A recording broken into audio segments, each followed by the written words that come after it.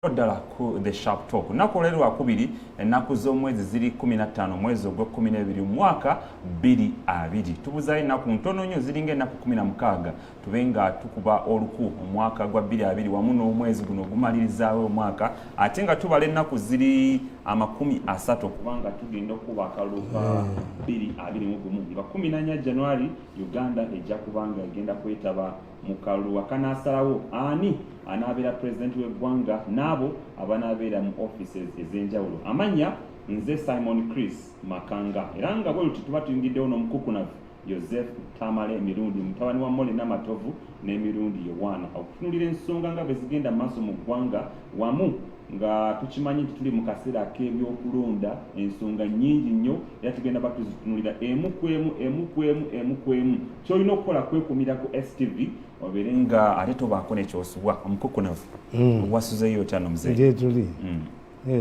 bigenda bitya ate nze nina kyennumwa tutandike mpolampola olina intention y'okwambala red ne yellow etya ffe bwe tuba twambala amasuuti gaffe twambala esaati ejyamu yonene ejjamu gyogenda nayo abazungu baali bakola esaati eno bamanya nti egenda mu Uganda omuli ebyo ebyobusiru bya anti gwajambadde gwasalawo kankubuulire nga bolosa n'ogamba nti akakofiira what you don't know I pity Africans in 1980 kala ya post office yali ya green era bw'ogenda emabega w'ekizimbe kino omumeme kye yatwala notula kugundi ku mbaawo zaakyo waggulu kuliko green aba UPC ne bagaa nti nedda tukikyuse green color ne bagijjako entebe za parliament za green tebatulamu waliwo minister Kawanga Batume yagenda mu minister ya transport nga state minister ya transport n'asanga omusajja wa UPC former minister mu government ng'ataddemu entebe myufu n'azijjamu. You spend money because of colors.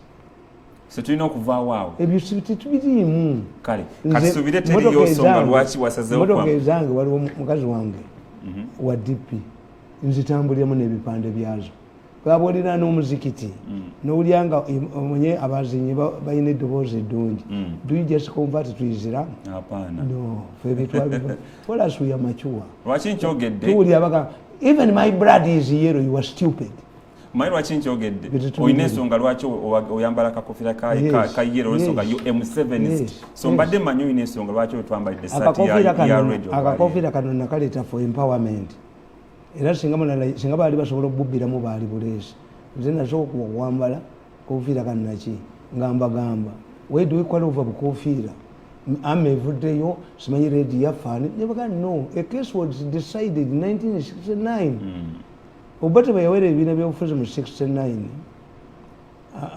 ne colors yaziwera beni kiwanuka yali musajja mugezi looya tabangawo wano bano babbi n'agenda e Masaka omusajja ayambadde kala za DP yagenda e Masaka mu kibuga ne bamuyoola ne bamutwala mu kooti beni n'abaga nti abasiraamu bagamba nti abali mu jjana bali mu byeru na bya green ba DP. So it was ruled political parties colors don't belong to political parties. Eyo tuveyo katusumulule STV the shop talk right side to say one chichate I had to remove my hammer to put senses to some people oluguudo mu lusibye so koleke naye temuyinaawo walala enyonde tekumenya abalala mukamba buulize abakola enguudo bano mu basaasire abo nokukola with them nti babba 80% abo abakola enguudo bamala okubba 80% basigalawo 20% kakati 20% bano abasajja gye bakolera okola oluguudo ekinana baba akibba ojjawo oluguudo olukolebwa luno kati wano wonna bizinesi avadde enfuufu mpitirivu enguudo bazikola kiro naye tebalina gundi tractor zirina bitaala mutunule oluguudo lwammwe bwe baba bakola oluguudo mulowooza nti lunene bwe bayiwa kolasi bayiwa bwe kati why money is stolen by the thickness ey'oluguudo kyobola mwe luba okukola oluguudo ng'ebituli potholes sente baba bazibbye bakola ku 20%. Kakati bano sente ze babbi buno obusajja mu bulaba twakita bbiri bwetolooza kubanga bukolera ku 80% oluguudo ekinana baba akibba according bali batwala tenda bagamba nti bajja dumala by December 2019 tuli mu December 2020 oluguudo terunagwa katusumulule STV the Sharp Talk tugatandika n'emboozi eyabe yaliwo week ewedde tujjukira nti omukulu akulembera ebyokulonda Justice Simon Byabakama ya issuing a summons eri aba political candidates amuli wa NUP Robert Kyagulanyi Center muno wa FDC Patrick Amuriat Oboy wamu ne minister minister Kasolo minister wa microfinance kati nno olunaku olujjo lwe badde balina okubeera nga bagenda ku kakiiko ka electoral commission wabula tebasobodde NUP yakiikiriddwa omwabadde lawyer waabwe Medad Lubega Sseggona ne mbeeramu omwogezi w'ekibiina ne Muwanga Kivumbi ne bagamba nti candidate waabwe teyasobodde kubanga abeera olw'ensonga ali mu mambuka akuba campaigns ne basuubiza nti olunaku olwaleero olwokubiri ssaawa 3 ajja kuba asobola okubanga atuuka kakiiko k'ebyokulonda abannyonnyole lwaki bamusamonize naye nga musamoni electoral commission gye yagamba nti baviolatins oba bavodde ebiragiro bya Ministry of Health. FDC Patrick Amuriat Oboy naye teyasobodde kubeerawo bonna ate bagambye nti asobola okuyitirawo nga 19 omwezi guno bw'anaaba agenda okuba campaign mu emukono kino kitegeeza ki omukukuna Joseph Tamale akakiiko kafu bw'ogamba nti akakiiko kafu ate nake kali mu kutegeka akalulu ka 2020 kitegeeza n'akalulu kafu. I'm more important to this country than the electoral commission. And why am I involving in these things? I'm involving in these things because I have a candidate in this election. Who's you? President Museveni? Yes. And what they are doing, they are denting Museveni's victory. All of these people you see, the electoral commission, the Bobby Wines, the opposition, the police, are denting Museveni's victory. Why? Why? One, an election commission babaleta bamaca bombi nabagambye nti oyo musajja yali DPP n'awaabira Besigye omusango nti yakutte omukazi after 2 years Byabakama was a DPP which means why did Besigye keep quiet? Besigye kubanga the intention of Besigye's rape cases was a holding charge to deny him access to the voters. Toyinza kuvunaana musajja rape after 2 years. Any elementary law lawyer would know he was DPP. How can you have tukimanyi ffenna ti omwana baba mu defiance tanaaba omukazi semen forceful entrance struggle. How could Besigye be charged with rape after 2 years? There was no case. The DPP Byabakama knew. Why do you say that akakiiko k'ebyokulonda kafu kitegeeza n'akalulu kitegeka kafu? Nti oyo ye bamuleetera ddala Besigye ne yeesirikira ng'amanyi kyonajja kuvuluka tebamuopposing. That was a bad choice. Njagala okole analysis ng'okimanyi tuli mu COVID-19 anti two ne babaleetera bannoofisi bombi. There's no way you can say ti akakiiko akalina omulimu omunene bwe butyo ate mu myaka ebiri kakola ttamu 2 ne kagenda. What's the intention? To accumulate experience. Naye kakati bano bombi ba novice buli omukazi baleeta musiraamu ye tayogera kimanyi bateekamu omusiraamu gender balance.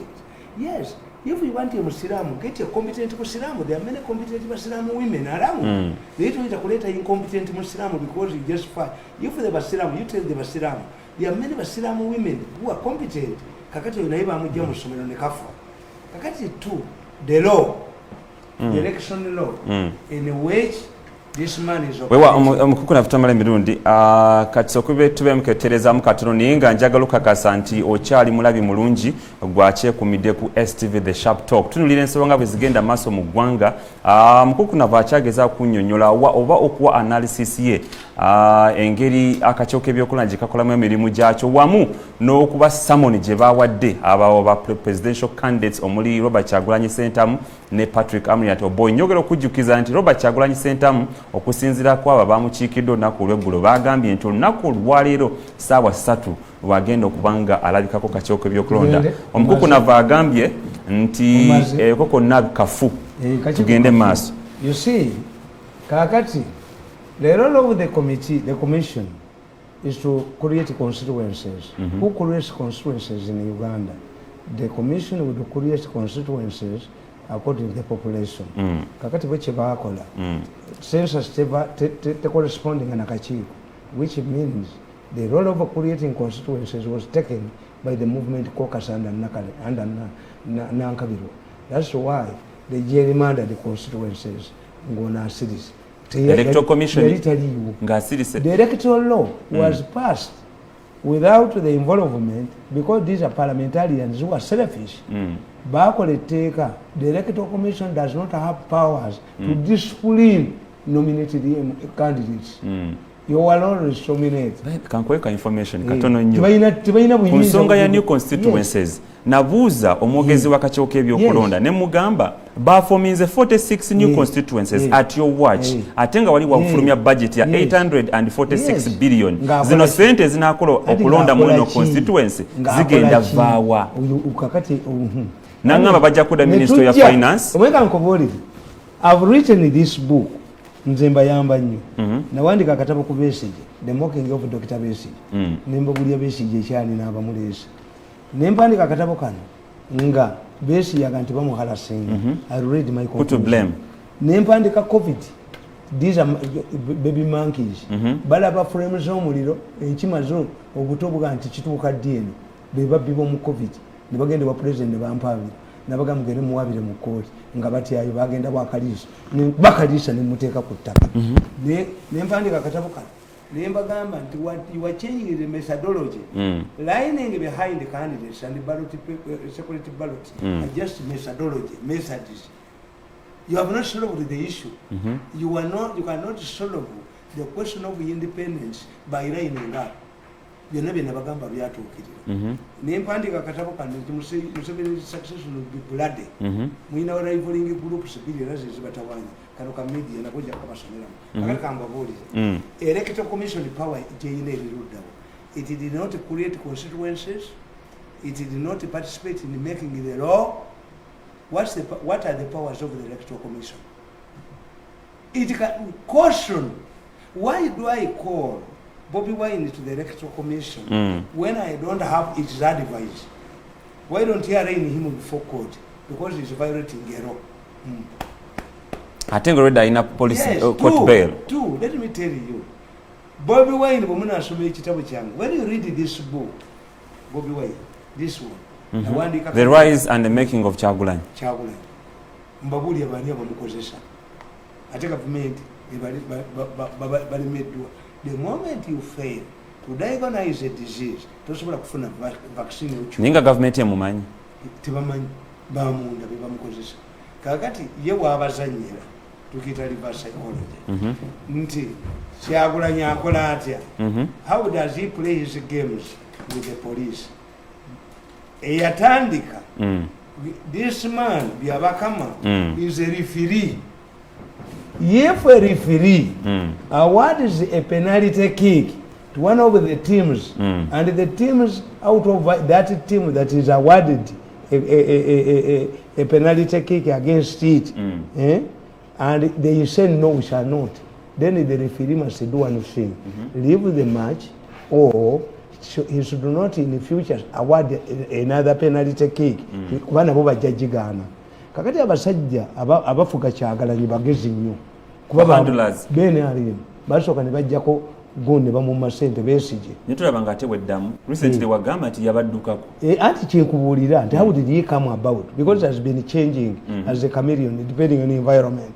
Kakati Kyagulanyi abamuhandulinga bagezi nnyo. Do you of the two parties, the people power that is headed by Muyaga, a so-called marijuana smoker, a man who cannot be president of Uganda, what he did, he organized nominations internally by consensus. You did not see a procession of any of Kyagulanyi people powers candidates. What happened is when NRM was the first to violate the law. Not the processions. And when this man was watching, the chairman of the electoral commission must operate like a UNEB.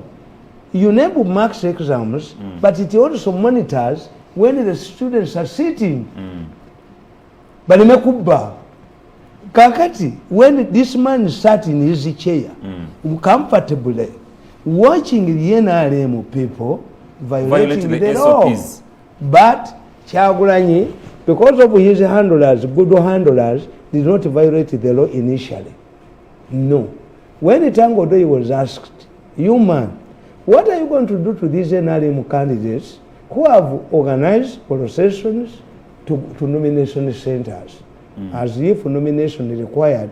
Nabaganti, or if we were bikola, abagendo kugeza bali genze bwerere to expose your naked need. But we won't catch the battle yaman. But we put on casuals, we dress properly. Kakati, aba violating a rule, bali benali first. This man failed to award a penalty kick against NRM.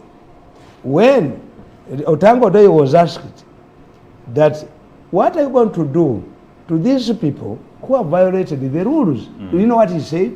They will face different measures. This was not violating the party rules. They were violating a law concerning COVID-19, the electoral law. And he has soka. Aba NRM bebasoka kati omuntu nenebuuza how much penalty yagano jiwa bali electoral commission is stretching how far more primaries. Let us move after nominations. Before nominations, aspiring candidates were given freedom to go and consult. Bobi Wine bamugana ngomusajja oyo asirisi nalimu okuwa bano penalty. Electoral commission ngabasese Nebagamba scientific election will demand that we shall convert support using both electronic media and printing.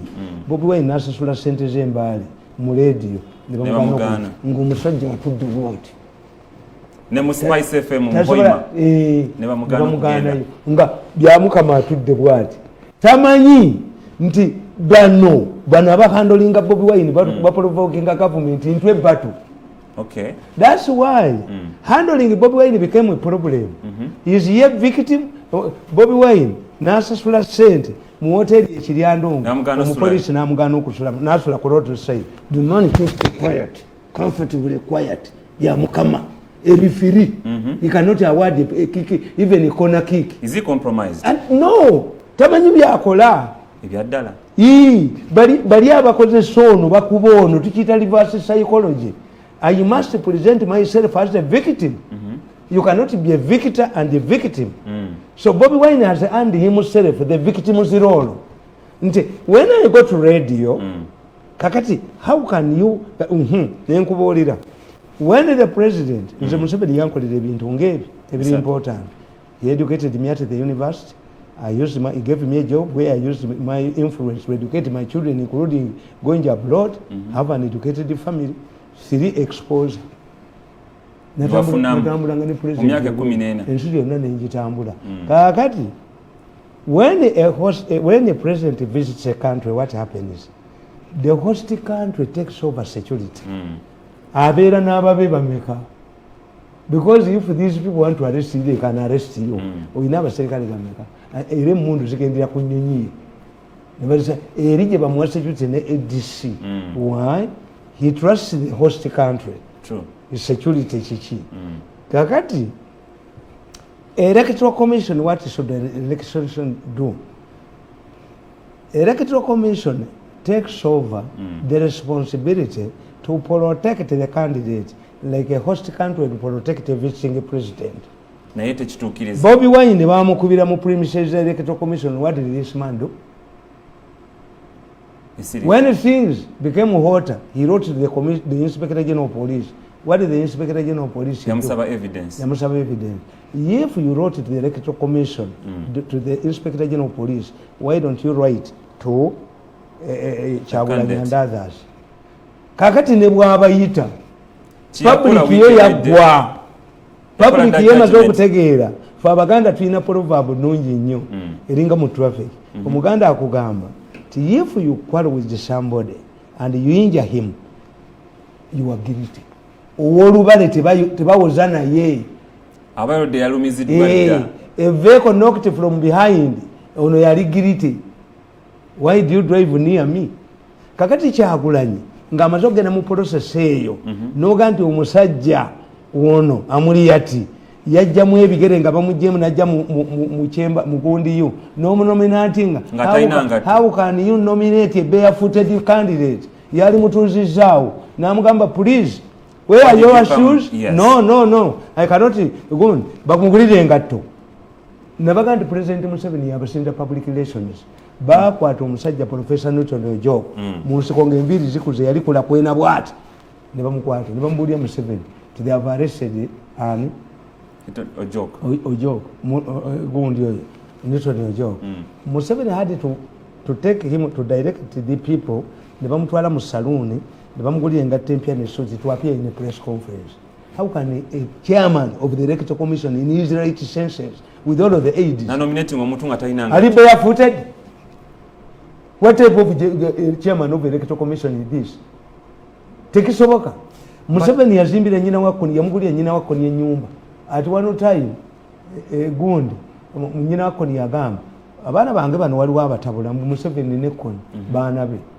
Do you see the Chief Justice oyo gwe mulaba oyo mumumanyi oyo Chief Justice Owinyeddolo was a lawyer of the rebels. Nedda omulimu guno gwali ku intermediate. Yali lawyer w'aba rebels.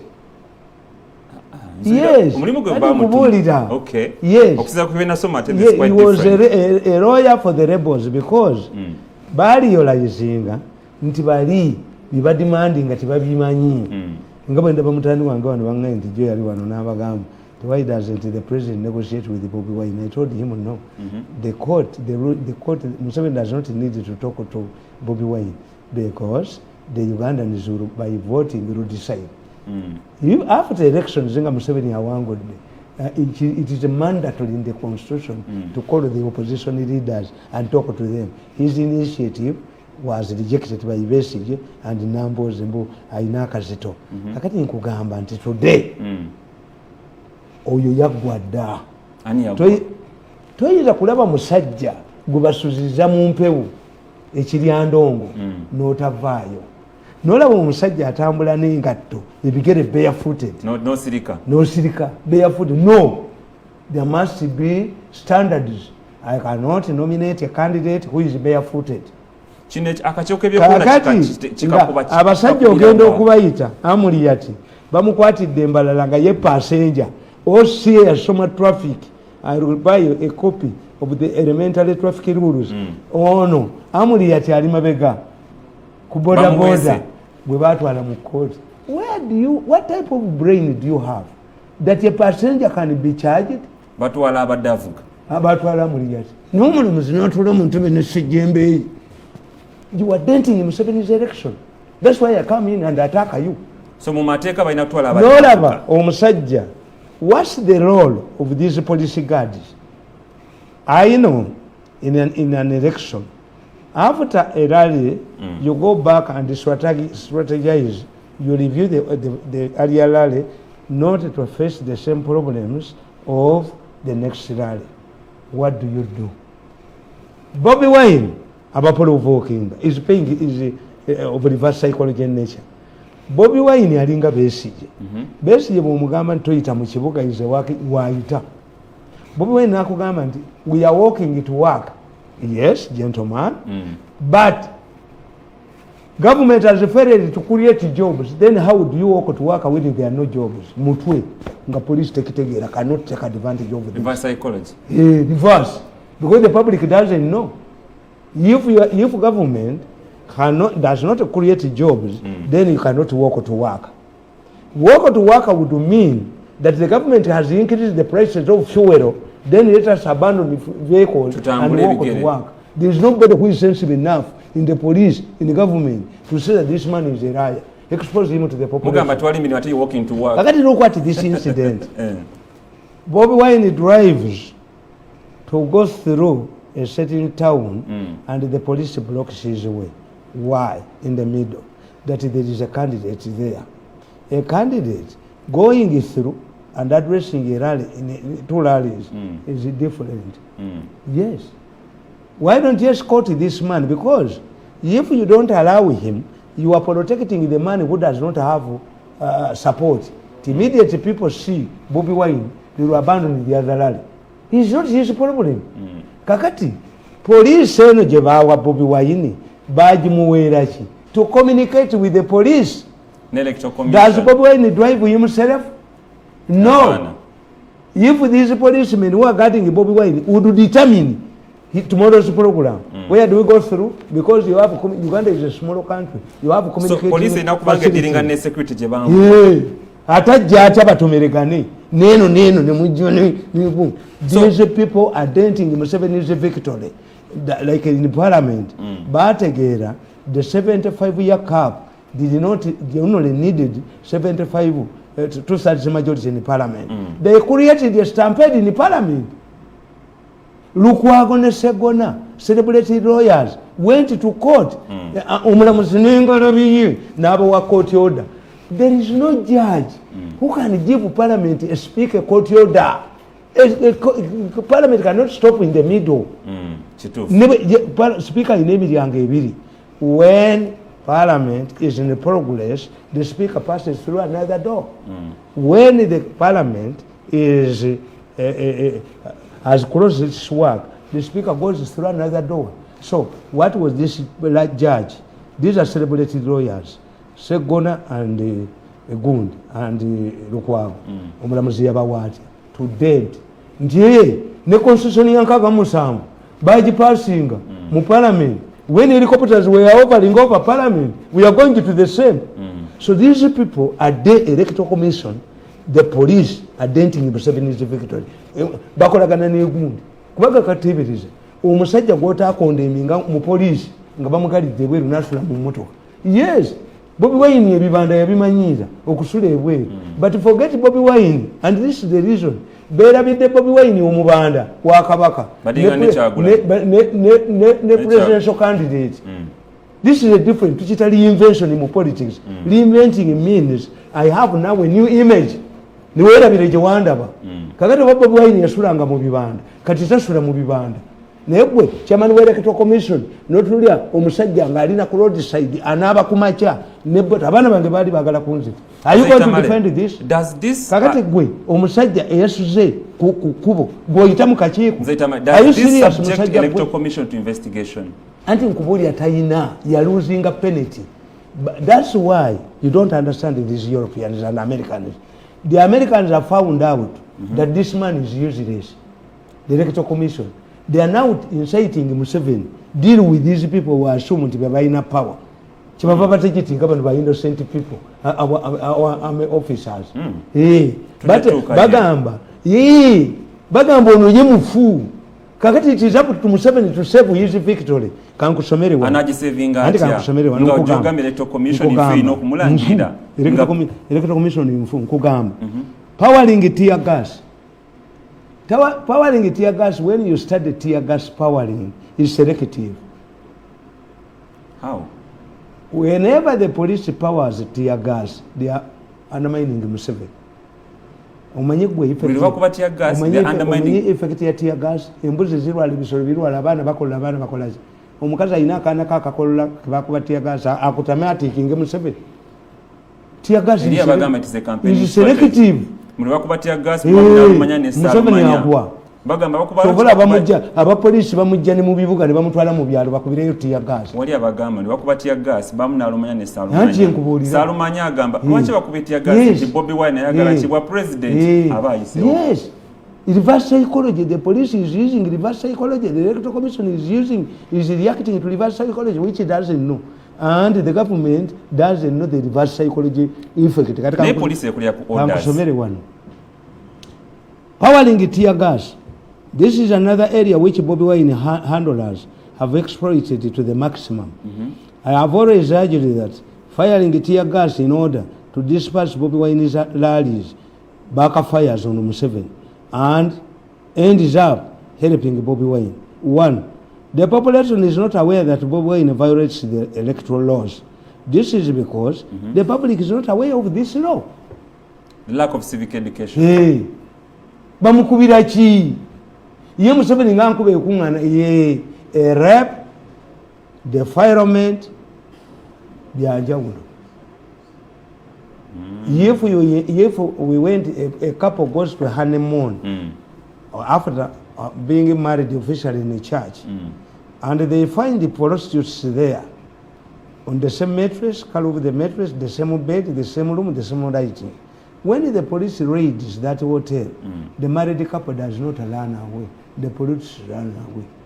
They are using the same tools. The prostitute couple and the married couple are using the same tools, human tools. They are using the same mattress, color, the same color. They are using the bed sheets, the same color, which makes one illegal and another one illegal. One is officially married, and the other one is prostitutes. So when the people see Museveni addressing rallies a ferire, they don't know that Museveni follows the law. This one does not follow the law. Of opposition. And the public doesn't know. They do. Museveni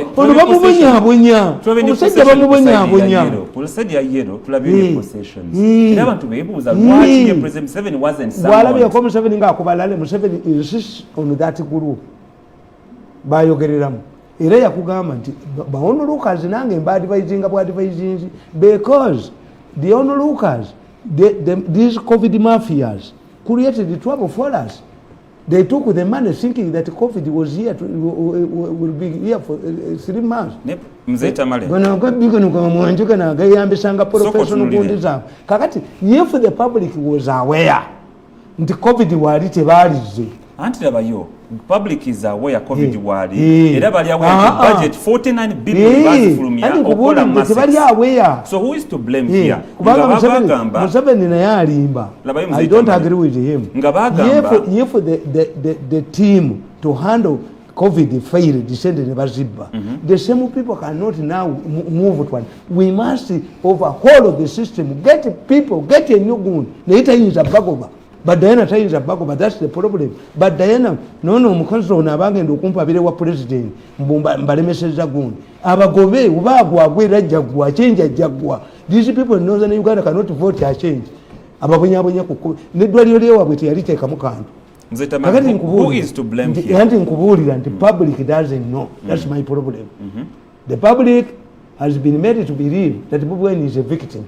When Bobi Wine flouts the law, in the same way, Besigye became a victim. That's why religious leaders and other key players don't pressurize Bobi Wine, they pressurize Museveni. Ngeza Museveni tebazikuba izo Museveni tebazikuba kubeya agoberera amateeka. Izo no bazikuba tagoberera amateeka. Kakati public yote manyi. It doesn't know. Nkugamba ensonga ey'okubiri.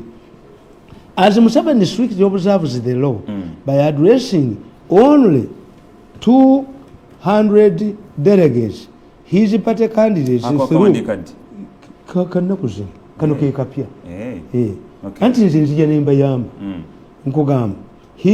his party candidates through though violated in full glare of the media cameras. Babala mubaku benkungana.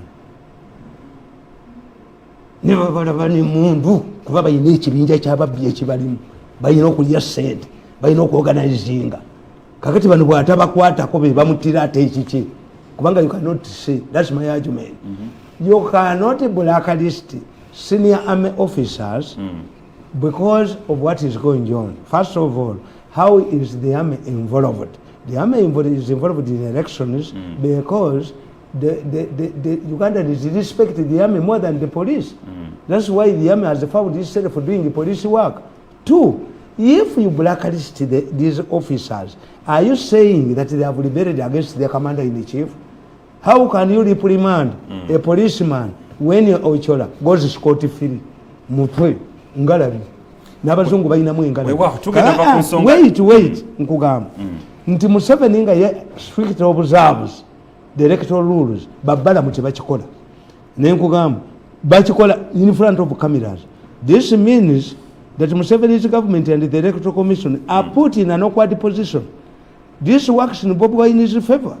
The mafia elements in the police fire tear gas in front of cameras as rallies on the other hand continue. Exam 7 is tear gas.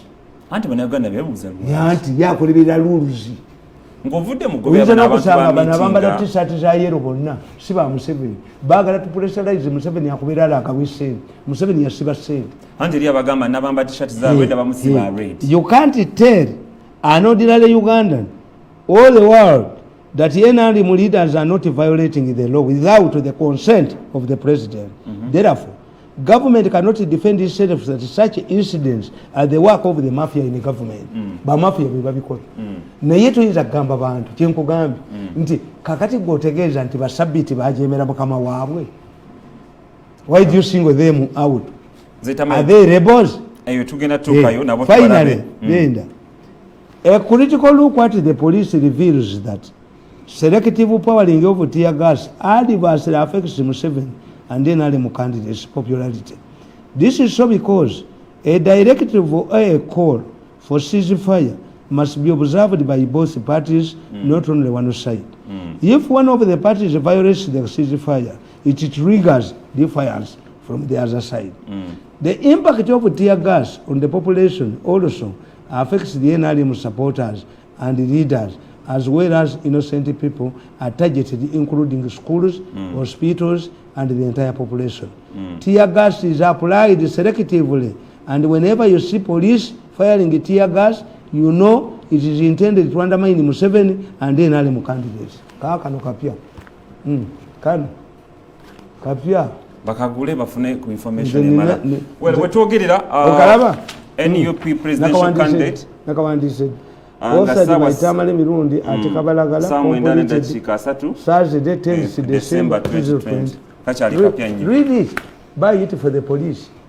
Mukagule mutegeere nti police out of knowledge presidential candidate likumpi electoral commission jagenda okuba summoned by electoral commission abeko byanyonyola lwaki violating amateeka ga COVID-19 omuli SOPs bafulumya ekitongole ky'ebyobulamu. Bwe tweyongerayo ku nsonga y'emu, apoliisi ng'eyita mu mwogezi waayo afande Fred Enanga yavuddeyo n'egamba nti media council ina okubanga eregulatinga abo bonna bannamawulire abagenda okukola mu kaseera kano aka campaigns. Where is the media council? Olinga ga media council eriwa niba nabasajja nimwe babazaalawa. Let me tell you, these people are not informed. Government enacted a law, the 1995 Media Act, which recognized journalism as a profession, as the level of medicine and law.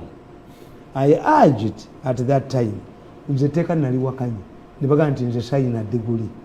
I said okay, a degree, is it killing a person? A degree in media. Anti teka likugamba. A teka likugamba.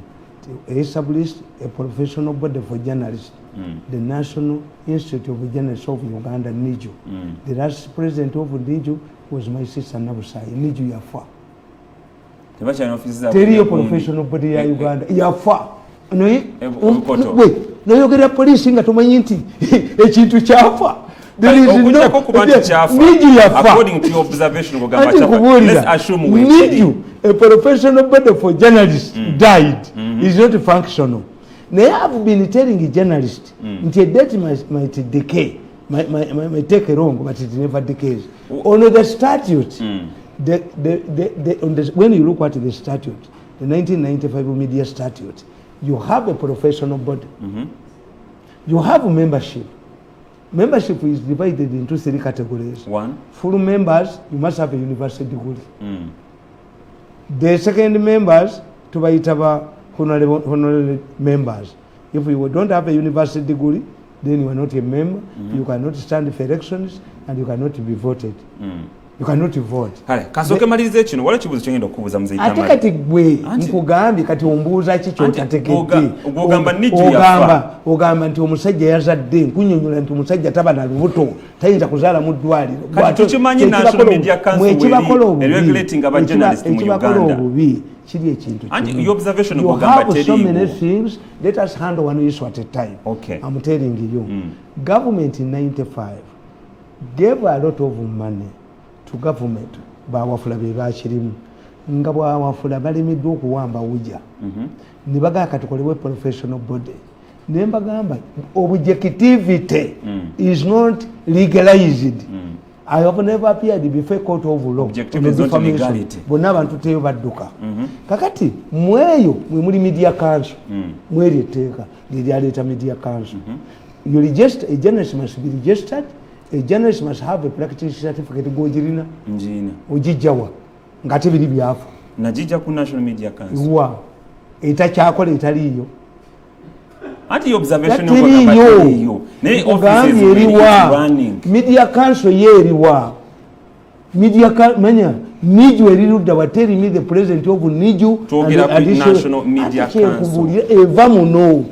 Media etekali elimuli ejagiteeka Media Council nakuva mu without a functioning professional body atojjawa katolinga gamba National Media Council teriwo mu mateeka atenga soko enanga asooka atulage the headquarters of Niju and the president of Niju in Uganda and where you go annually to get a practice certificate. Nze Tamale olinga gamba National Media Council eriwo mu bumenyi bwa mateeka. That is a product of the media, the professional body, which is dead. Kubanga the intention of the law yali ya gundi njoki nafa yali ya cheye nafa cheye yagenda mu government nze nange bali bantajetinze president upgraded my education kati nina degree B. So which body do we have for now? Teriwo Kagamba kino enanga kyafulumiza okugamba banamawulire bonna bagenda okukola campaign balina okubeera nga bali accredited ekibiina ekitaliyo. Let us assume parliament bwebanga teriiwo, can you have a committee of parliament? Hapana.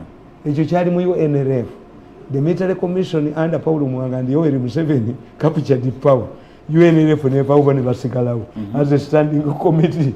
Kakati njagala enanga mbulire the headquarters of Niju where I can go for accreditation.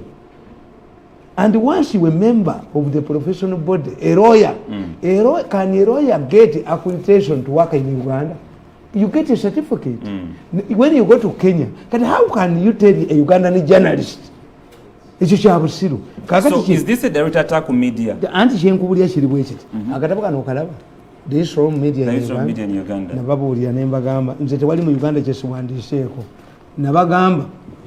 To begin with, government has to endeavor appreciate media operations. Democratic governance also dictates that the government world over must ensure press freedom. However, this must be dual carry for media practitioners to gain from their social contract with the masses, because we have a social contract with the masses. Professional ethics must be upheld. Objectivity and accuracy in reporting are very important. Societies will always shun an arrogant media institution, especially when there is an alternative. This calls to mind chinua chebe is no longer as it is. Kakati nkugamba nti professionalizing journalism yakana. Wana Uganda? Yes, in professionals waliwo terms zotamanyi. When you go to court without a lawyer, court does not see you. Kakati njagala mbulire which constitutes professionalism in media. Nti muine bigambo bimwogera balabye batategera. Objectivity and fairness are inborn. A journalist is not trained. Training gives you knowledge. Kakati bwe kibalwana nakyo nakibawandikira wano. Checkbook journalism wibakubira mu 7. Sente za mu 7 zawaayo okuwa amawulire bazibba. Nti buli task force gyateeka weereka etubbi mabanja milioni zange 6 ayina gwe yalagira azimpi n'azibba. Nje mukolako ng'abalala bonna. Kubanga media relationship, what you are dealing with is the fact that the media is tilting towards Bobby Wine. The media is exposing the amateurism of the police. But accredited and regulated to bring fairness, these are Ugandans. To bring fairness and balanced reporting. Muzetamale wakati wange nawe tukirabye nti mu campaign zino katononyo nga tonasoma mu campaign zino tulabye ngo mulimu gwaffe buyingiddwamu abantu abatasoma mawulire naye nga bakola live reporting babasinga ati babasinga live reporting ati babasinga kati tunuulira when medical doctors, psychologists failed, Mama Fina ali prominent. Koja Chimbo, Yakola Gundi, Wonaganti, Kambajanja, Museveni, government river Shimpa. Why? Because the psychologists have failed to tell you that poverty affects your libido. Kakati atebo bali to go bwogenda mu badokita okufuna yo onogondi gwe bakola bakubuza condition laki bano ba Chimbowa ba herbalists bajanjabi endadde nnyo including cancer which doctors cannot. How can a quacker doctor do better work in an election? Nze ntambula mu kibuga oyinza okulowooza nti waliwo abagoberera ng'owulira olwogano bali ku smartphones balaba Bobi Wine's rallies. Bobi Wine yabagamba, don't expect us to have a fair coverage. Fenna tufuuke TV. Kakati enanga tamanyi.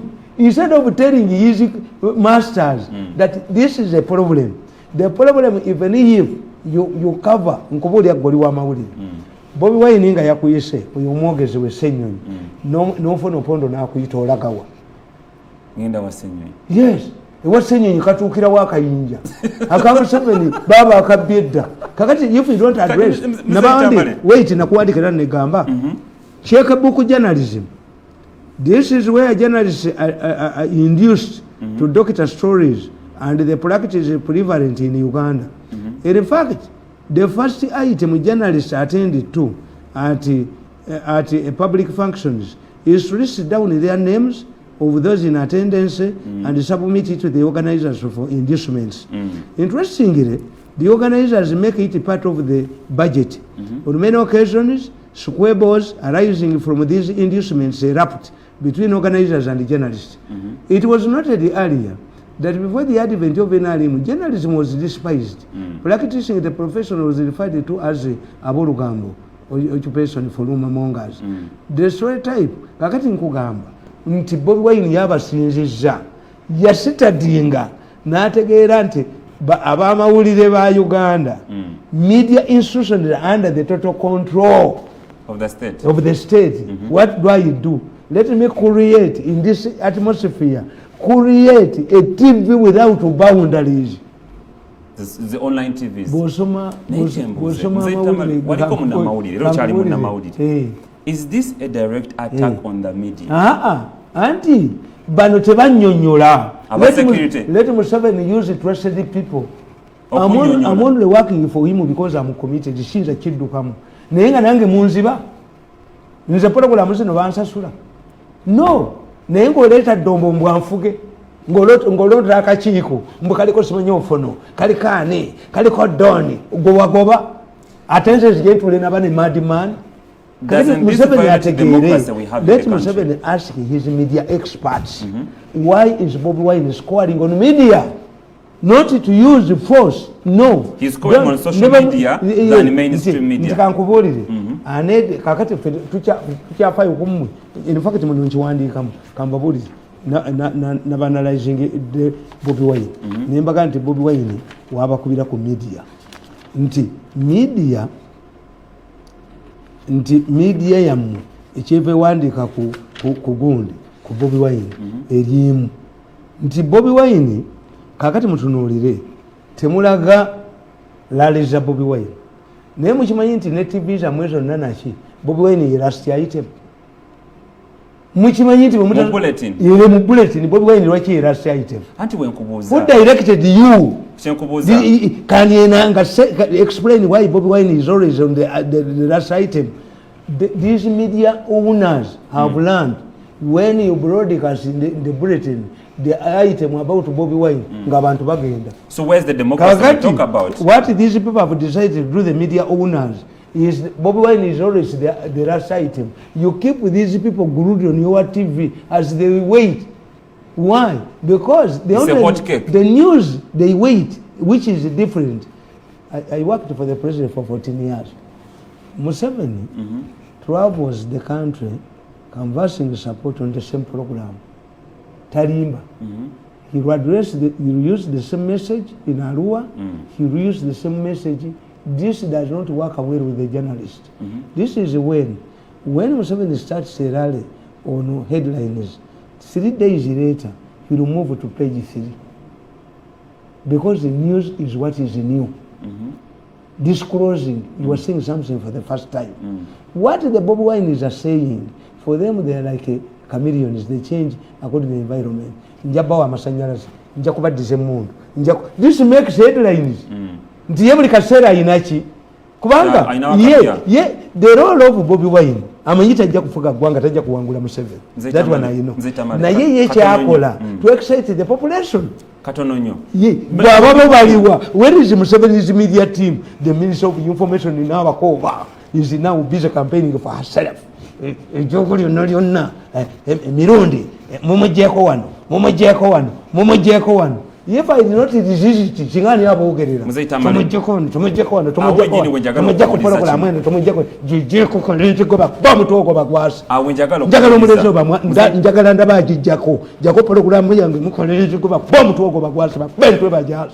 Tewali ajajijako mzee Tamale. Why do I move with the hammer? He's a madman. Is what? Kakati singanze sali zizitinga. Nimba beramu. Okujoga obujuza abantu so kono bukubanga kujoga bwetula bantu aina dominance ku social media that can't be regulated na mainstream is regulated let me katono nyo Bobby Wine aina coverage mainstream mugambe kana akawala ka media center ni internet kaji monitoring labayo isn't the media democracy compromised?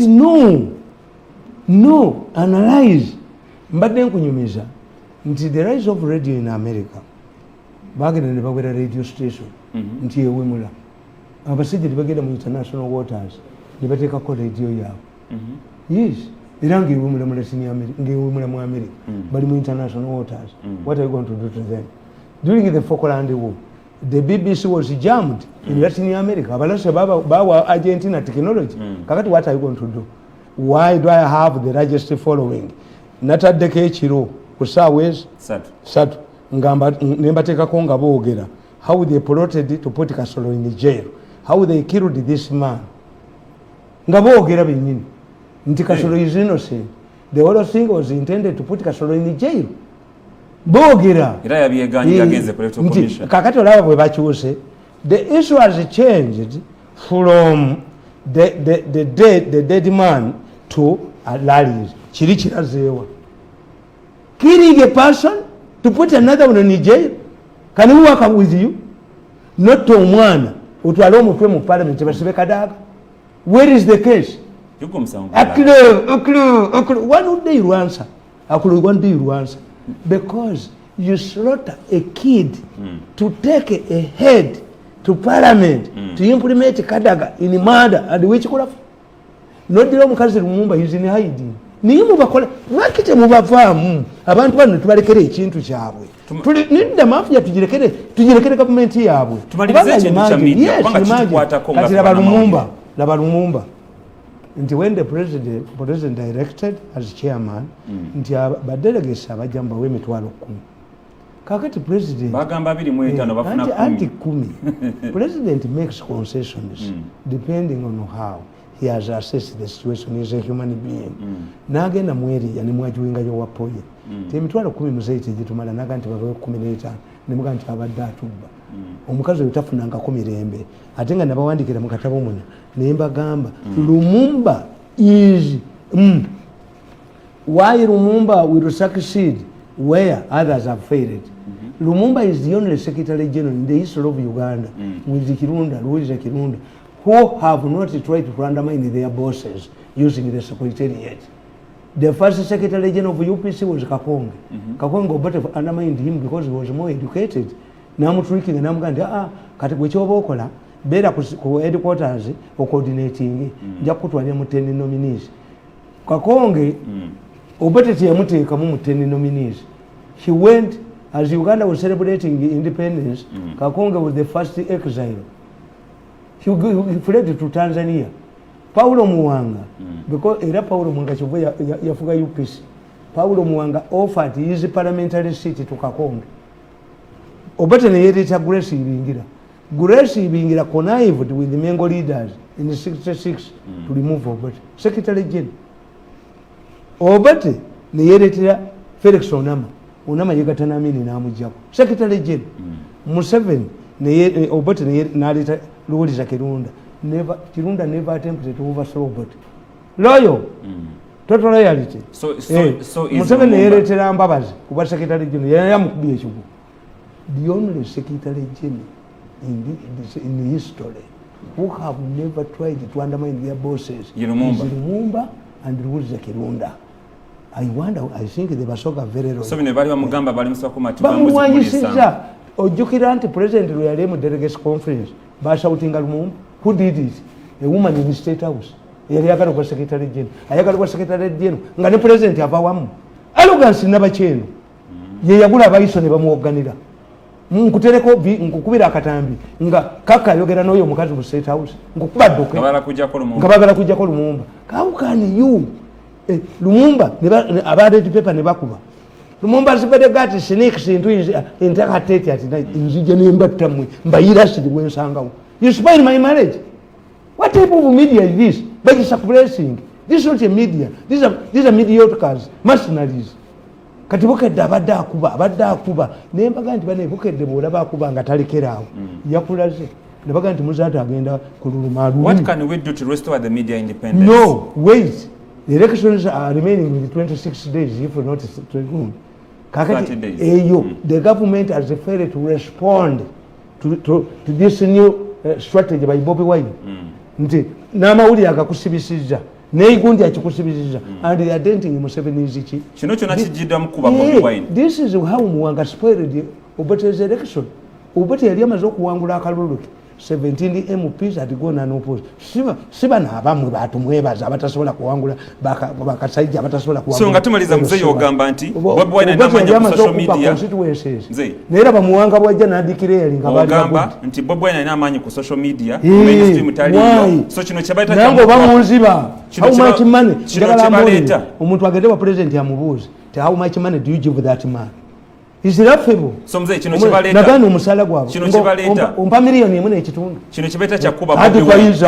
Advisor milioni emu kitundu. How does the salary reflect it? Kino kibaleta kyakuba Bobby Wine ku social media. Ne abalemyeko. Amini yesanga mu kizibu kyekimu. Tanzania yateekawo radio Tanzania Dar es Salaam. Nga kuliko akawala akamu bakayitanga nakata akaleki nga boogera luziba Luganda olufu. Radio Tanzania nga abantu bagiwulira mu kisenge bati Amini okukamala. Kati Amini n'ayita ba elders beyita ba elders. N'abagandi banna Radio Tanzania mugiwulira. Sajja nagandi tasaba tetugiwulira. Naye bakuvumirako nnyo ate gwe gy'otawulira. Mirundi twamukyawa tetumulya naye akasajja kavuma abantu you are stupid. How can you know that I'm abusive if you don't listen to what I say? Kakati bano beenanga balemu okuyimirirawo ne bagamba bakama baabwe I'm a policeman. I'm not going to do Nabakoba's work. I'm not going to do the media work. Agundi mwali kawala ni mukoleta ni mugoba mutabazi.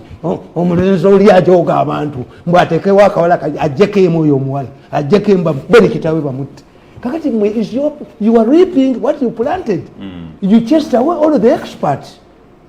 The experts mwabagoba media experts mwabagoba. Ofane yali atusena kunduka ngalaze wuwe. Nimuleta gundi Rogers mulindwa n'amalobo bakolera emyaka 5. When it comes to money, Rogers mulindwa mubi. Dombo n'atuula ku baali center an agent of you are reaping what you planted. It's not Bobby Wine. Katwemune mboze ndala koza mawulire wiki wete onakulwa kwetu kyalimu. To humiliate your people, you are allies. The more you humiliate your allies, you are paying. Run it from today. Temujoga ngababa kolera. Yali asaba omukulembeze gw'eggwanga okufunira aba masekati entambula n'abayambako okuddukanya emirimu gyabwe egyokulya olw'okulabirira empyo abantu ne bajoga buli muntu yenna weewaawo wiiki ewedde omukulu Sheikh Yusuf Sonko head of House of Zakat ekibuli yavuddeyo n'akakasa lwatu nti bafunye emmotoka 12 omuli zi Lexus ne zi Land Cruisers emmotoka ziri 11 era nga yakakasiza nti n'endala eziwera ddala 40 zikyali ku Hotel Africana bagezaako zitereza kusidako number plate wamu n'ebintu ebirala.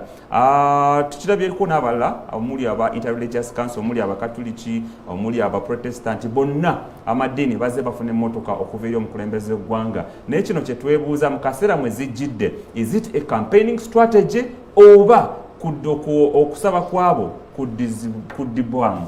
Mzee Tamale. Anti kankubuulire What's the perception of Ugandans? The perception of Ugandans, bakulinda n'ovuma. The moment you change, I was telling you, how you were going through humiliation. I lost my political career, but why didn't I abandon Museveni? He listened to the tape. After listening to Mwenda says, Ojomujozi alianza nyirako na aletawo. Tulinjoga ko yadde omulambo gwange mulenzi gwe. Tulinjoga ko gwe. Kakati, but why didn't I abandon the president? Nali nkimanyi. In the politics, you cannot move from one extreme end of politics to the other. Bidandi oyinake wekoledde. Mbabazi nti this is the best man. Kakati, how do you turn around? Kakati, ekyo kye kikubya abakulembeze bonna. When you see a couple quarreling at night, it is followed. A quarrel is always followed up by silence. The quarrel is over whether the quorum, you have a quorum to the speaker has the quorum to open up parliament. A quarrel in a couple's bedroom is always followed up by a silence or a funny noise. Kakati ffe tukulinda, etukugamba obadde ovuma Museveni ng'oli munnaddiini, obadde okolera ggwanga oba obadde okolera mmotoka, kasita ogifuna gwaggwogwa nga bakufiisa. Aho wenyini wenjagala okumuulira nti opposition yabadde nga bagamba nti ekisuubiro natulina Kibuli nga bagamba ennamirembe basirika. Kibuli yakubiddwa nga bagamba Lubaga mbadde mpaana nnyo akatabo kange nabadde mpandiise ku the political magic of the Kakungulu family nakwokeza bagudde Katonda yanyambye nemba nga sinnakafulumya badde bankwatiddeyo kubanga kati buuza nabagamba nti bukeddeeyo bw'ogitunuulira ekiraga ekinaddako. Kakati what does it mean? It means that Kibuli was split into two groups. The anti-Museveni group, the group that feared that we are losing our credibility. Kakati ne bayo group endala ekyo mu Baganda tukirina. Abaganda ab'ekika ky'obutiko bafiirwa jjajjaabwe omukulu w'ekika ab'obutiko the Marshal Mukirano. Kakati jjajjaabwe bwe bamuziika after 4 days grave n'emera obutiko. The argument ensued, tuli obutiko buno atuba tulidde jjajja. Abalala ne baga nti jjajja atugabudde, olaba ne mu ttaka atugabudde, lwaki taleese kye tutalya? Kakati because of democracy of the Baganda, the clan split into two. Ab'obutiko n'abakatinvuma over this issue. Obutiko tubulye obuli ku malaalo ga jjajja oba nedda. They did not kill each other. The group that accepted to eat the mushrooms on their clan leader's grave said, jjajja atugabudde ekijjulo. We cannot reject it. Bo be b'obutiko. Abali obutiko be bakatinvuma. Kakati that is what happens in groups. Now it is clear. The battle between Muzata, the widow, and the Bukede issue, what this man was saying. The widow, it seems, was saying, do you believe that if Kibuli received the vehicles, Muzata wouldn't get their spokesperson? Their face. Muzata was the face of Kibuli. So it seems the widow is quarreling over who should take this vehicle now that my husband is dead. The second point I learned from there, who was this group that was spoiling the waters, mudding the waters in Kibuli? Etwalayo Bobi Wine. Nabagamba ti Bobi Wine ab'Ekibuli si be bamuyita. There is a faction, not the old sheikhs. Bobi Wine musajja mugezi nnyo. Bobi Wine okuyimba kwe kwamuyamba nnyo nti akola ebintu Museveni byatasobola kukola. Era mbagamba bulijjo nti if a woman who shouts obscenities engages in a verbal battle with a decent woman, the other one wins. Toka yakuwemula buwemuzi kakati kaleke naawe kaleke tokaddamu sikumaze kakati Bobi Wine alina ebintu byakola bye batasobola kukola ba gentlemen. Bobi Wine bwagenda ekibuli n'ategeera nti eri omuntu eyafudde ekibuli akwata abantu 100 abamu tebaba n'abasiraamu n'abambasa Juba asatu n'agateeka emabega w'ekidaala asatu n'agateeka mu middle asatu n'agateeka wano okumwaniriza immediately ye arrives these front people batandika okuba mu ngalo ayingiddewo n'abeeri mu middle n'abeeri ne bawaga kakati these people are overwhelmed kyova olaba yayogera ekibuli neŋŋamba nti mulumbe banamuganda already they are captured kakati ne bamugamba alina strategy ti Bobi Wine okwogera ayogera atya bwe bayita Latifu Sebagala ajja ayogere mu bayimaamu bonna bagamba bayimaamu agenda okuboogerera kubanga osooka kuwamba gundi master of ceremonies bayimaamu bonna agenda okuboogerera ye imaamu wa parliament olwakwata akazindalo yagamba bannaffe ng'enkola bweri ne munnaffe ali wano naye kakoleki kayogere ku Bobi Wine n'ayogera I was investigating why Museveni sends the women these young girls the Nakalemas and what ku Islamic functions kyatwalayo kafande nakale anti omusiraamu tagenda kujeneza it means the Chigongos knew what was happening Chigongo wamulabayo Chigongo yali ategedde nti this is a battle between the people in Kibuli. If Chigongo went there, it would have been shouted down. One, Kibuli was split over Motoka. So Elia babadde babala emmotoka babadde kusaidia Bobi Wine ababala emmotoka tebabadde kusaidia abatagala mmotoka babadde batwala Bobi Wine abatayagala mmotoka babadde bamutwala ababadde beyambisa institution politically kati Museveni abasilence naye abalese bubi Museveni abalese bubi nnyo. What does this take our country? Anti nze kyova olaba the chief advisor of myself is myself kubanga abaloyi b'emyoyo tubasubira okubeera nga bali independent namini yazibawa no separate the two zino emmotoka baziwadde mu mutima ki mulungi they are mobilizers for the NRM bannaddiini bakole omulimu gwabwe olunaku lumu gundi babuuza president babuuza gundi babuuza yali Cardinal Otunga Cardinal Otunga had a different approach to politics in Kenya because the Kenyan politics is tribalized. Few people didn't know that Otunga was a Kamba. Otunga kadi Otunga yali mukamba. Naye nga ye mugezi. He used to go to Moi's place at night to influence him. Babuuza omubaka wa Papa Kenya, why don't you condemn Moi? Naga abaganya okusoma. What has he done to the Catholic Church? Religious leaders move to fight the government when their survival is in danger. Nge Burundi okuwera seminarios okola kati Museveni aganye okukola ki buli w'omulumba n'omeandering into politics you lose and as a result all institutions religious institutions that we are fighting Museveni have ended up destroying themselves. Tulina monument nti ekkanisa yatunda church eyo egikabirira Museveni aga nti efuuke monument it must be gazetted bagenda mu kooti ne babagamba ekkanisa mukyagala nti kanisa tetujagala fe twasebayo n'okuweereza omwawuli emyaka 10 egiyise n'ebembalase ne bakwata ddodo nembakuba kakati today Catholic Church is divided into 4 archdioceses tulina bakibisoposi bana buli omu yeetokerera omwo tetulina leader of the Catholic Church. The leader of the Catholic Church is the chairman of the Episcopal Conference. Kakati kitegeeza tine churches nazo religious groups. Museveni is telling them, don't meander into politics. They are supposed to be niringi yafuna early retirement ya just ule Museveni. Mzee tuchimanyirwa tuna opinion leaders ingaba satu babika bisatu. Tuinamu president as the fountain of honor. Tuinamu abakulu b'ennono. Tuinamu n'abalwi b'emwoyo. Okay.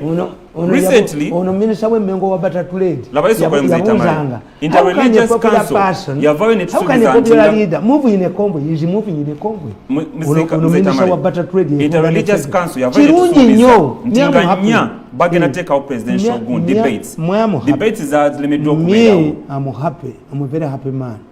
All of the institutions that we are causing us trouble have been destroyed. Let me drive this question. In fact, this is unless Museveni makes a mistake and it is money. An election without money has restored the voters' dignity. Sente temuli era Bobi Wine temumutegeera. Bobi Wine amaze okukitegeera nti abaali bamuwa sente tebakyazina Museveni account yazigala ekyokubiri bo bwe naategeera nti aba people power abasinga obungi 80% have been saying 80% of people power candidates and abagenda mu parliament belong to the mafia gang. Bagala kudominatinga parliament baleme babuuza sente za covid tetukubunga abantu ne mubaka lumulabe. Religious Council mu 2018 yalina okuorganizinga kugambye national dialogue neremerwa bade balina okuorganizinga presidential debate nga nnya nebiremererwa. Ogola yatulanga mu ntebe ogola how much do they face? Look what this are they compromised? It depends. Nze Tamale, Religious Council are they compromised? Nze ngoberera nnyo ecclesia y'abasodox. They are not far away from the Catholic Church. Ecclesia y'abasodox alibeera faza awasa. You marry if you are going to be a priest. If you want to be a bishop, you don't marry. Tuwasa. Kakati it depends what do you want. Ebintu byammwe ebisinga obukulu biba bimu. If you find somebody scanning the bush, now when you kutama ononye, first ask him, what are you looking for, gentleman? If he doesn't tell you why he's bending and what he's looking for, when he walks away, you walk away, because you don't know what he was looking for. In many cases, people who attack Museveni are just drawing his attention. Those people, once they get what they want, they abandon you. Chobula nze ngoba byange. Sina advisor, sina abambaga wa people power abalani baga nti one, I'm here to stay beyond the elections. I'm here to stay beyond Museveni's government. I'm still young. Sikwatirwamu. Kakati mmwe temumala kwebuuza nti omuntu ono ali ekibuli avuma Museveni. Even Muzata, the late Muzata at one time demanded a job and advisor a job from Museveni. Wow. Yes. The sharp talk egende mukumula mukatono nyo tubina nembozi yakoza moya wiki what are they looking for? Are they fighting for your interest or not? Sanctions katugende mukumulako embozi gye tukomawo nayo.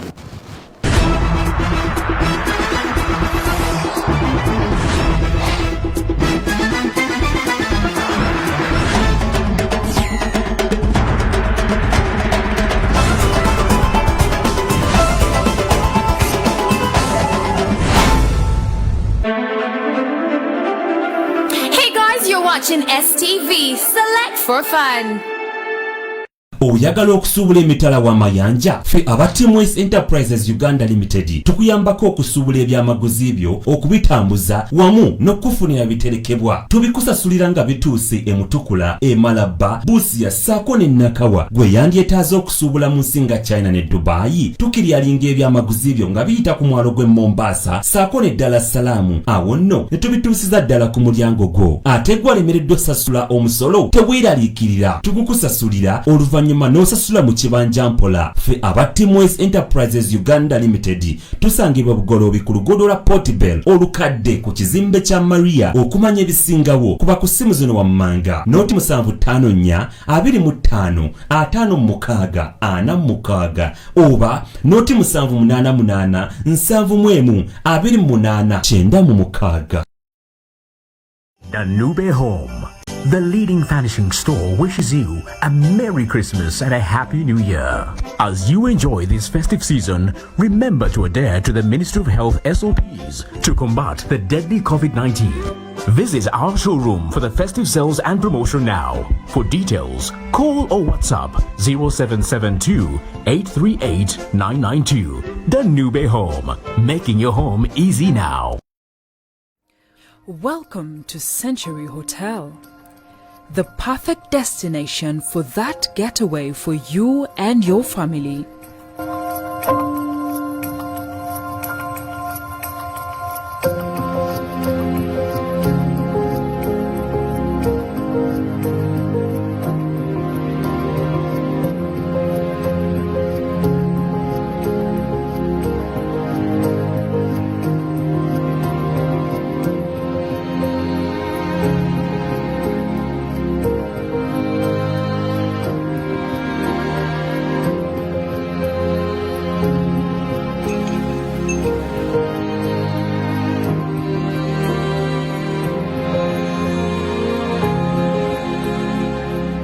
Century Hotel, an oasis of comfort and tranquility.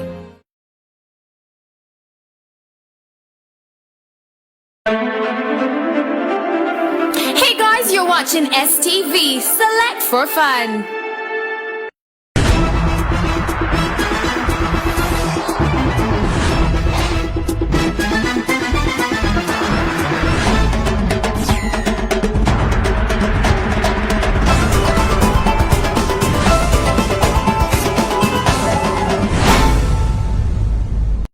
Buterevu webale kubanga okyekumidde ku STV The Sharp Talk amanya nze Simon Chris Makange era nga tugenda tukyali n'omukuku na Joseph Tamale Mirundi tutunulira ensonga bwe zigenda maaso mu ggwanga twogedde ku nsonga yaba sheik abafunye emmotoka zaabwe 11 ekibuli era nga batusuubiza nti n'endala 40 zikyali ku Africa n'abali mu kuzitereza zigenda kujja naye ng'ekibuzo kibadde you cannot get married and remain a virgin. Is Bobi Wine going to go back to Kibuli now? We have known the reason why they were inviting Bobi Wine to Kibuli. Kumukozesa kufunira ko byabo. Can he go back now? Yes, you cannot get married and remain a virgin. The political value of Kibuli has been eroded. What Kakungulu's family has worked for centuries has now come to an end. Kawedemu. Opposition esubiri badde Kibuli. Babwe. What do you have in common? Kibuli knows their preachers. They have made their work easy. Money has been blocked from outside. That's my quarrel. I had a deal. There's my money. I sold my property. Somebody is playing with my money. Me, I don't go to court. I deal with you the way I've dealt it with other people. The problem you have, that's not the question. Let me tell you, the problem you have in Uganda, everything has been commercialized. Imagine, before you talk about Kibuli, imagine a situation. Did you see Cardinal Nsubuga or Cardinal Wamala appealing to Museveni that help me lawyers have cheated me like Rwanga? Have you ever seen Cardinal Wamala or Cardinal Sugar, the rich Sugar, deceiving the people that the Pope is coming back to get money to do things? Yeah, you know. Or your whatever father chief or Kumujao Charity. Yeah, you know. So therefore, Kakati in Uganda, you have a problem. Change your academic syllabus. Even if you can buy English, even in Japan, where they manufacture vehicles, they are doctors, they are lawyers. How to live a private life. To me, you cannot harass me, you cannot humiliate me. I can employ myself. Even depending on programs. Do I charge money on the programs? No. Kakati abanadini they retire at 75. Abakristayo bayina abaana. What do they do in retirement? Kichike bekoledde. Kakati mu Uganda, do two things. Find a course for elderly people. As you approach 75, make sure that at 70, there is a course where you can go. Ngache bakola ku balamuzi. Omusala gwabe gusigalawo. And each bagenda bakola okimanyi, they will nullify this election. Era mu katabo kange nkubulya benchmarks. Nkuteredde mu ruling ya court, nenkutera mu the 10 commandments ezatuweebwa mu court and how. Kuba police ebadde tebimanyi. Nabe nalimba badde tebabimanyi. Which can lead to nullification. Kakati nkugamba nti olwokuba institutions zaffe teziri poor. Gwe nalaba oba twali Soloti. President nanga nti have donated the vehicle to the bishop. Ne bamugweterera akapapula. The outgoing bishop, then coming bishop na clarifying and enda bowlinga akutte kutamu. Kati avudde mu mmotoka ye ayina gyagendamu. When nze bonneereegamu nane mmotoka ezimezeemu omuddo. Toyinza kunfugira ku mmotoka. Toyinza kunfugira ku musaala. I have my head, I have the brain. So this is a campaigning strategy. Anebwa campaign. Anti egundi bali muki. Ye president asesewo n'agamba nti owaye obadde mu government naye nkujje ku mulimu ogw'amaanyi. Fuuka advisor ofune koolyayo.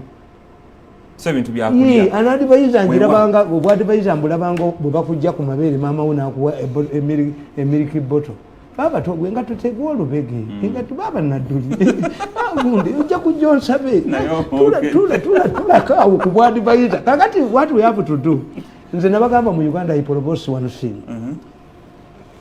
Kenya has a Senate, Tanzania in a city government. It has a Senate, the Union government, the Zanzibar government, mainland.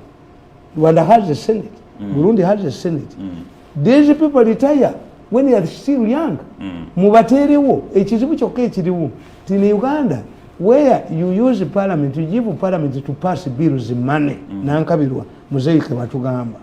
You will use the same amount of money okugula ne senators. Kubanga ebiteeso bijja kulwawo.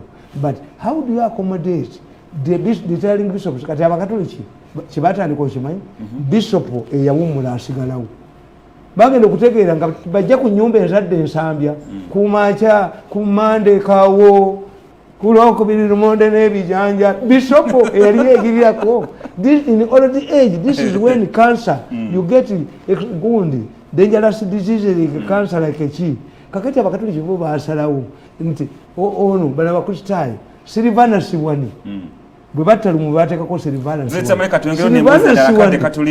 Siwani yatuuka okuvuga eggaali mubawo obwadivaiza tugende maaso when a religious leader clocks 75, let the government declare him an advisor to the president.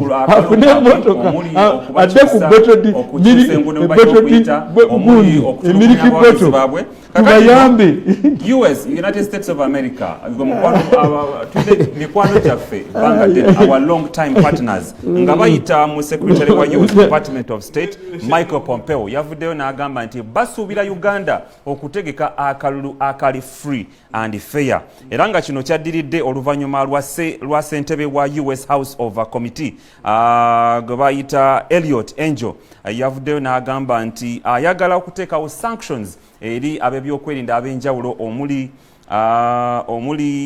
eyali addumira amagye g'oku ttaka Fande Erweru, mulimu General James Birungi, mulimu commander of Presidential Protection Forces, omuli General Abel Kandiho, the head of military intelligence, mulimu General Stephen Sabit Muzeyi, Deputy IGP, mulimu Colonel Chris Serunjoji, Damulira akulira head of crime intelligence in the police forces. Amanya nga bwegamenye baagala bateebweko envubo. Kino kitegeeza ki eri ebyokwerinda byaffe era omukuku navono wenjagala oyingirirewo. I briefly answered that question when I say after realizing that the electoral commission has failed, they are drawing the attention to the president by saying that these are the key players in the politics, in Uganda's politics.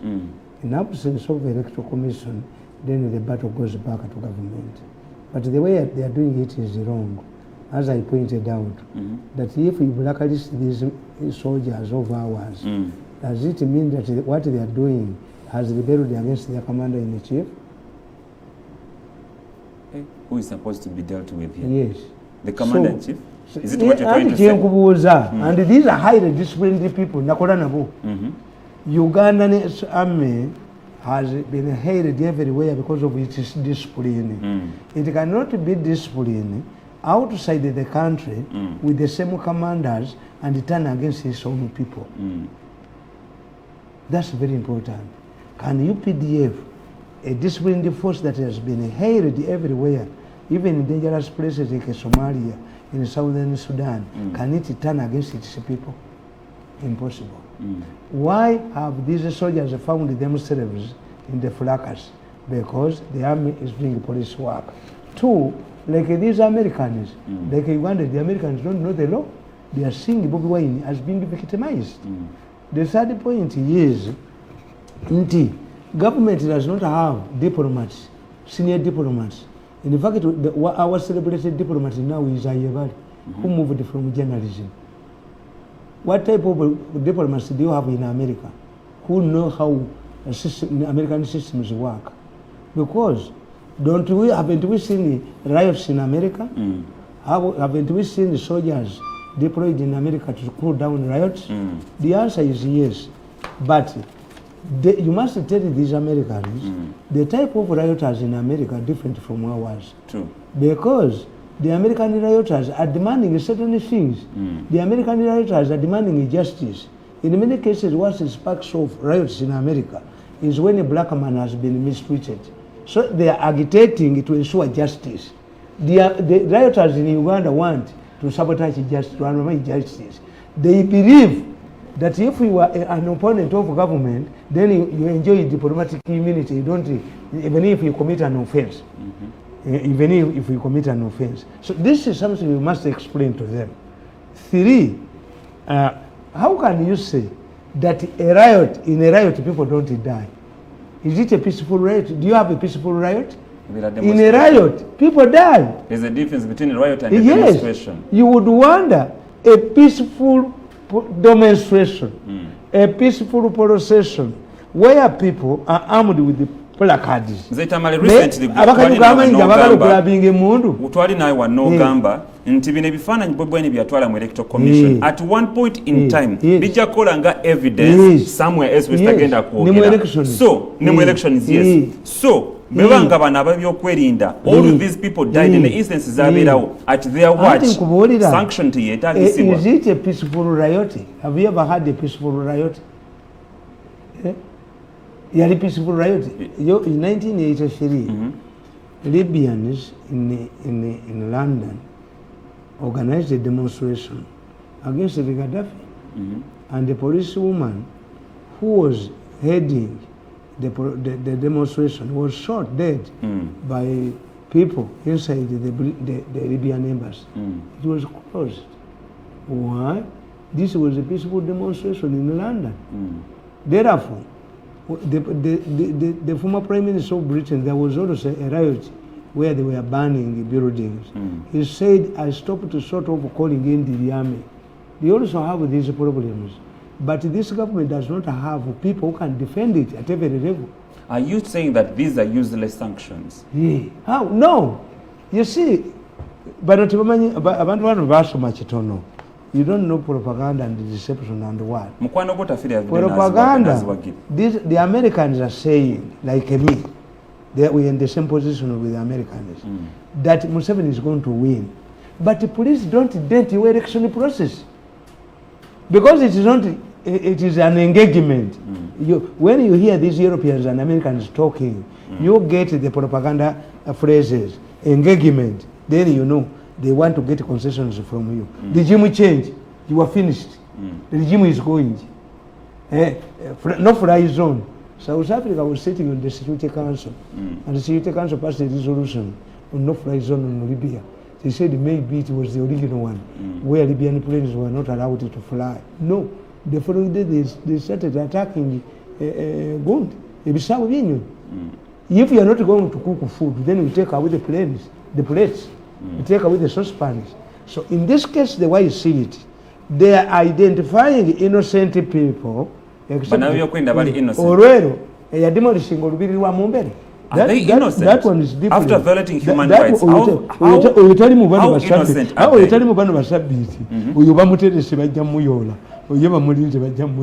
Abantu bonna ne beegana ne Katumba amala mekamanda naga nti abakubye olubiri lwa Mumbere sirwenu minasambuli walabyeko gwe ne bwoba ogoba mubinga byesimu ne mukuba ne mumutta poliisi bwe gyali wasigalawo muga tumuse kuba badabye esimu they pick you. Everybody kept it quiet. He ran away from the responsibility except Fiorello, who said Minasambulia. I do that again. That one will be grabbed like a grasshopper. In fact, what the government can do is create an internal tribunal for him. Try him and fight, because ICC deals with the people who have not been tried by the local tribunal. US is our biggest donor. How much? Bagamba Museveni, the electoral commission has failed. Yes. Now, people who can put order in the election now, to create sanity in the elections, these are the people who have power in Uganda. It is a polite way of telling Museveni, police, you are still in charge, you are the president. Because if I say, nenzije ewuwo ne banvumirayo omwana nanvuma olowooza mba sitegedde nti balagidde mulagire. These are innocent policemen. When I look at people like this man who was going to submit people don't even know him. Even the army, they know him. Mu army bamumai bakuwa bwokola amanyanga tolinda submit munyonyola. Enter the cell yourself. Highly disciplined. In fact, I shed tears when he was taken to the police. The so police, literally Bagama President Museveni create sanity yes, in your country. Sanity, Mr. President, create sanity. How? The electoral commission is finished. In fact, I said that when a court, a Ugandan court rules that somebody's election has been nullified of braving voters, people laugh.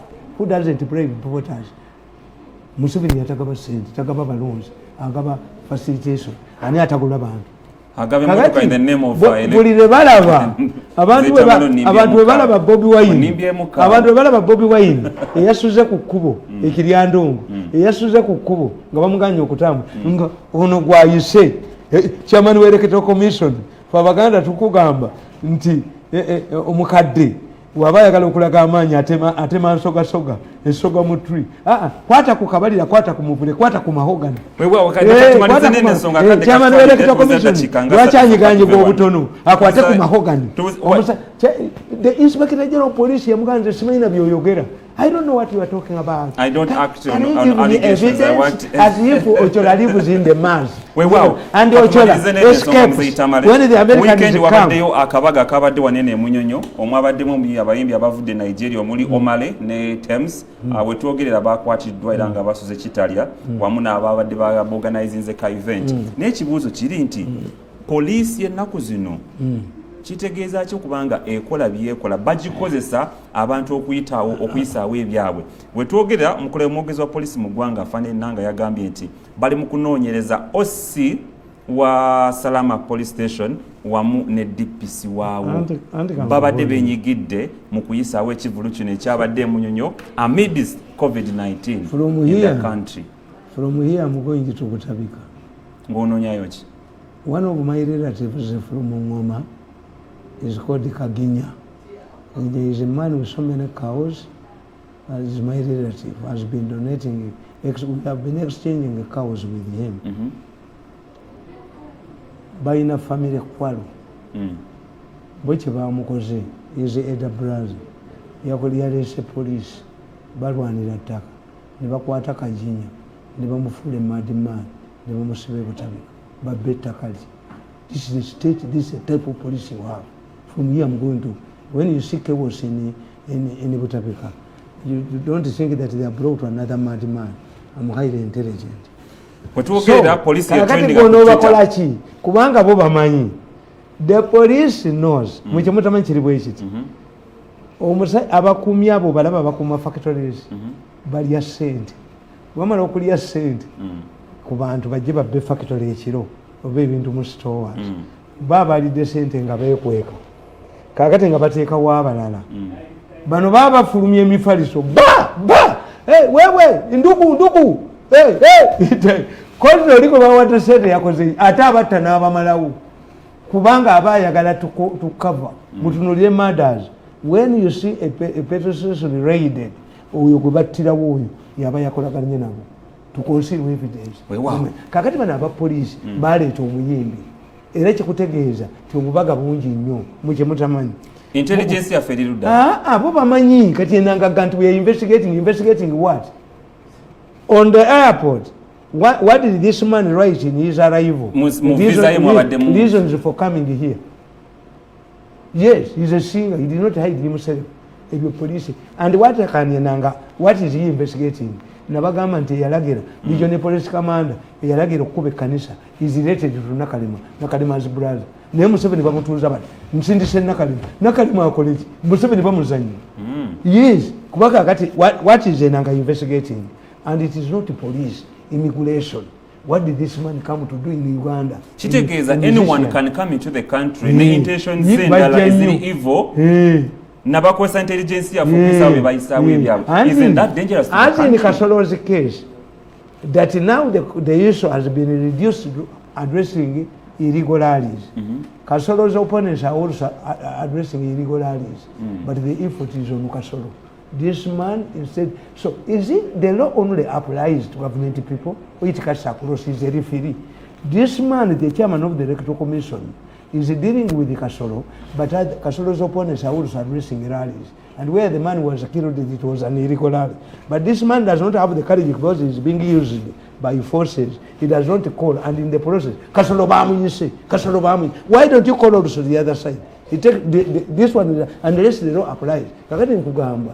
Uganda, anti-entertainment industry Natete Rio Echimansolo Chiman, where younger girls strip naked and split their legs for the men to watch, because in Africa you cannot examine your wife. Why?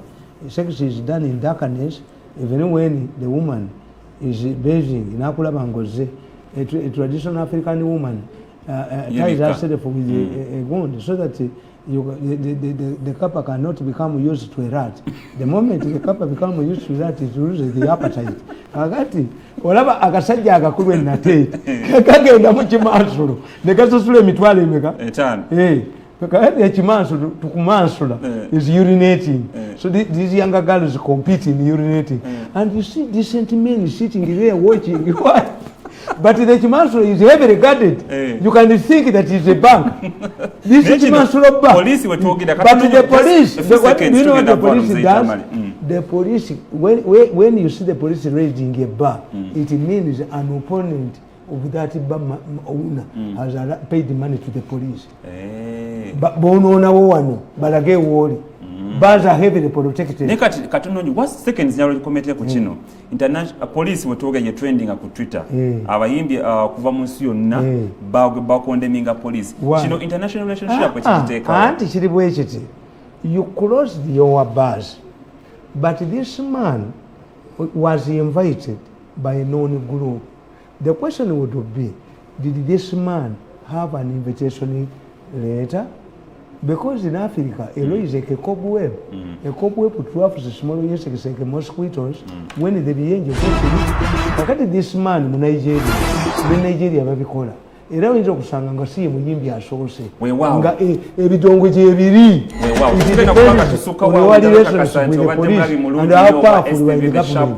amanya ze Simon Chris Makanga paka olwokubya oluddako wetujja okukomawo n'omukuku na Joseph Tamale Mirundi Farouk webale nnyo kubanga obaddewo Adams Mayambala producer webale nnyo Jeff Mukondero Mansour ne Don the Drone mwebale omulimu gwe mukoze mpaka wiiki ejja musibe bulungi mweraba.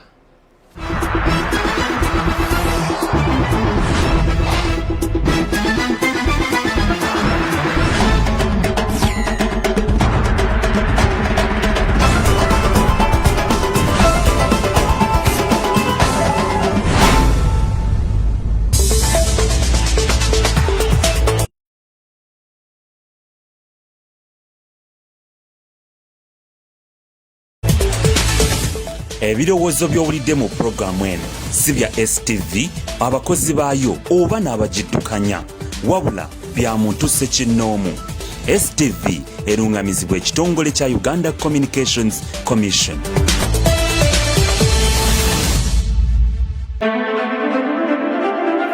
Hey guys, you're watching STV. Select for fun.